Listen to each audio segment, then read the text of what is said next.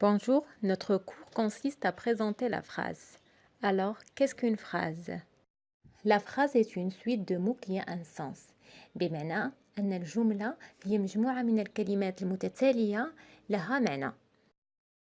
À l'écrit, une phrase commence par une majuscule et se termine avec un point.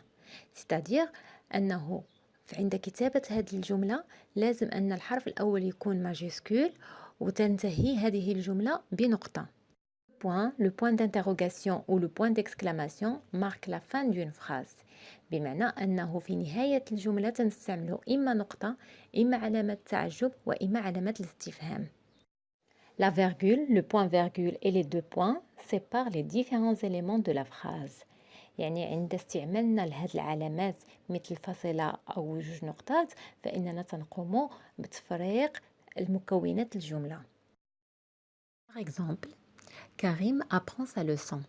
Saura-t-il la réciter؟ في هذا المثال نلاحظ بما أن الجملة تبتدئ بماجيسكول وتنتهي بنقطة أو نقطة تعجب أو علامة استفهام فهنا نلاحظ وجود جملتان الأولى تبتدئ بحرف ك ماجيسكول وتنتهي بنقطة والجملة الثانية اللي هي عبارة عن سؤال تبتدئ بإس ماجيسكول وتنتهي بعلامة الاستفهام. Passons au deuxième exemple. Les élèves se rendent à la bibliothèque, tous empruntent un livre pour la semaine, sauf Karim qui adore lire, il repart avec 3 ouvrages. Donc ici on remarque qu'il y a une seule phrase. تلاحظوا بأن هناك جملة واحدة تتحقق شروط الثلاث تبتدئ بماجيسكول تنتهي بنقطة ولها معنى إلا أن وضع العلامات فاصلة وجوج نقاط أو نقطة فاصلة مجرد أنها تفصل الكلمات المكونة من قبل الجملة. والآن للتعرف على مكونات الجملة. Dans une phrase, on distingue de qui ou de quoi on parle et ce qu'on en dit. بمعنى أننا نجد في الجملة تنتكلم على الشخص أو الكائن سواء كان شخصا إنسان أو حيوان. هنا تنتكلموا على دو كي فاش تنكونوا تنتكلموا على دو كوا صافي تنتكلموا على شيء مثلا الغرفة المدرسة أو السيارة. من بعد تنتكلموا في الجزء الثاني من الجملة تنكونوا تنتكلموا على شنو وقع لهذا الشخص أو هذا الشيء. ناخذ مثال باش نوضحوا أكثر هذه المكونات الجملة. مثلا لا جون في لي اون هيستوار. هنا تلاحظوا أن الجملة مقسمة لقسمين. القسم الأول اللي هو بالأبيض لا جون في هنا تنهضروا على دو كي اون بارل يعني على من تنهضروا على واحد البنت. القسم الثاني لي اون هيستوار تنهضروا على سكون اون دي اشنو تدير هذيك البنت اشنو واقع. دونك هاد البنيته اللي اون تران دو لير اون هيستوار تقرأ قصة. باش نفهموا أكثر مكونات الجملة هذا المثال يتضمن جملتان. الأولى لا مامان بريبار ان ديليسيو ديني الأم تحضر عشاء لذيذ. هذه الجملة مقسمة لقسمين. القسم الأول تيتكلم على دو كي اون بارل على لا بيرسون سافيدير على الشخص اللي هي الأم. بريبار ان ديليسيو ديني دو سكون اون دي اشنو تدير هاد لا مامان. هاد لا مامان il est en train de préparer un délicieux dîner. المثال الثاني la chambre de ma sœur est bien rangée. في هذا المثال لا شامبر تنتكلموا على دو كوا اون بارل يعني واحد الشيء لوبجي شيء الغرفة غرفة أختي منظمة. والقسم الثاني من الجملة تيوضح أن مال هذيك الغرفة هذيك الغرفة إنها منظمة.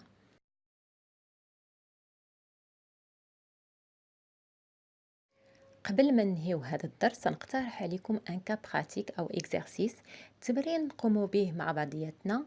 هو عبارة عن مجموعة من الجمل يجب تصحيحها واعطاء الجمل الصحيحة. Donc on commence par la première ligne. Élève, maîtresse les appelle là.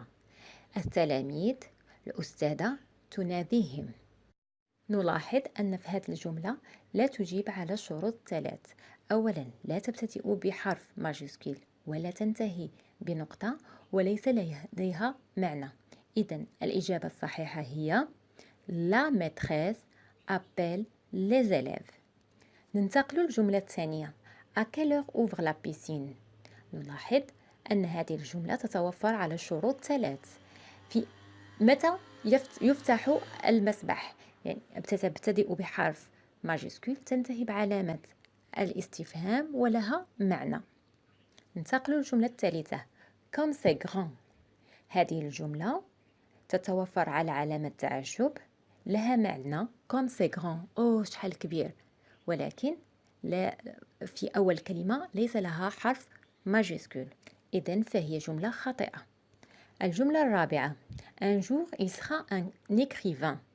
هذه الجملة تبتدئ بحرف U ماجيسكول، لها معنى واحد النهار غيولي كاتب. Un jour il sera un écrivain، لكن لا تتوفر على نقطة في آخر الجملة، إذن فهي خاطئة. الجملة الخامسة والأخيرة.